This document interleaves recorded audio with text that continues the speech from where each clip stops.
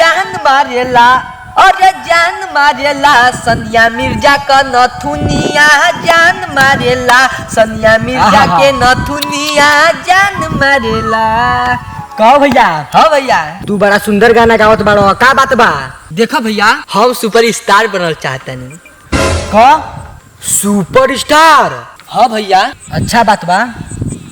भैया आज के डेट में कैसे सुपर स्टार बन पाई? बहुत ही आसान बा, चलो बताओ तानी। चलो भैया चलो।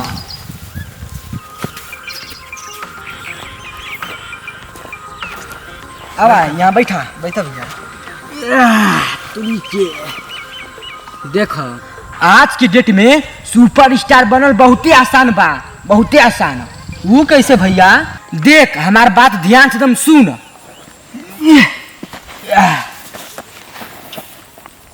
सुनाओ भैया।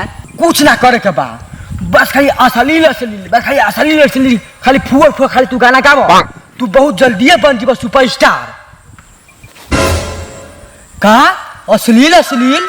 हाँ ना भैया ना, हम अश्लील अश्लील गाना नहीं गाइब, हमके साफ सुथरा गाना गा के सुपर स्टार बने के बाद।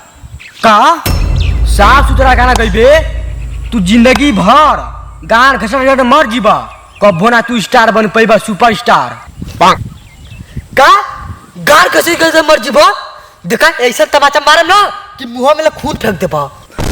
अरे दादा दादा तू मैं काला पकड़ ले, तू ना जाने ले हमारा मुक्का लगा ना तो कुल दाता झड़ चला बतीसो।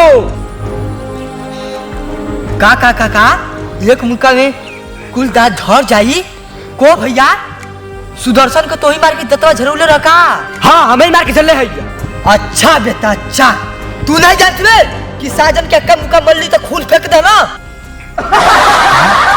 खून बिगा जला सर तो मुख बिगा दी रे, लेकिन नहीं लगला।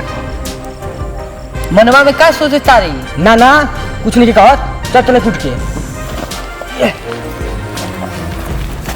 हमार 100-200 गाना तो वायरल हो गल। ऐसन ऐसन गाना लिख के देनी सिंगरन के कि जवन जवन गाना कहूँ तवन तवन वायरल हो गल। हमार बड़ी नाम लेवल से कि भैया तू बहुत गाना अच्छा अच्छा लिखल है। गाना दीपक भैया हुआ ना, ये भोजपुरी में डायरेक्टर हुआ ना, चलो इन्हें से पूछी जाए, ये बतेबे करिए कि सुपर स्टार कैसे बनल जाइए। तू लोग के भैया?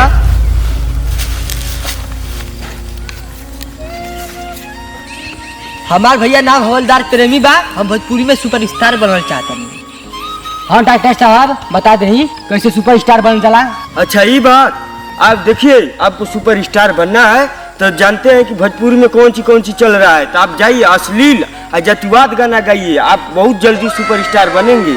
हम 10 गाना आपको लिख कर देते हैं, आप जौन जात हैं तो हमको बता दीजिए, हम उन्हीं जात पर आपको लिख कर गाना देंगे। है भी नहीं वायरल होगा, नहीं आप सुपर स्टार बनेंगे तो हमको 10 चप्पल मारना। अच्छा अच्छा अच्छा अच्छा अच्छा लेखक साहब ये गाना का लिखवाई कर क्या ले? एक गाना के 10 रुपया और 10 गाना को 100 रुपया ले हिला। का 10 रुपया में कहीं गाना लिखा लेखक साहब? नहीं, देखिए आप हम एक दिन साफ सुथरा गाना गा कर बड़ स्टार बनब, और बनब तो आपको का हिसाब करब। की बात चलत है? का रे अनिलवा, एकरे में तो बड़ा गर्मी बा, हम देखिला जे कि भोजपुरी में का उखाड़ लेवे नो। हाँ अच्छा बेटा जो भगले अगर में आए के तो हम देखिला जानिल तब का तू ऐसे मुल्ला के पकड़ के लीला सरऊ कि हमार नींद खराब कर देला। वीडियो पसंद है तो वीडियो को लाइक कीजिए, चैनल पे नए हैं सब्सक्राइब कीजिए और इन भाइयों को भी सपोर्ट कीजिए। जल्दी मिलते हैं एक धमाकेदार वीडियो के साथ। जय हिंद जय भारत।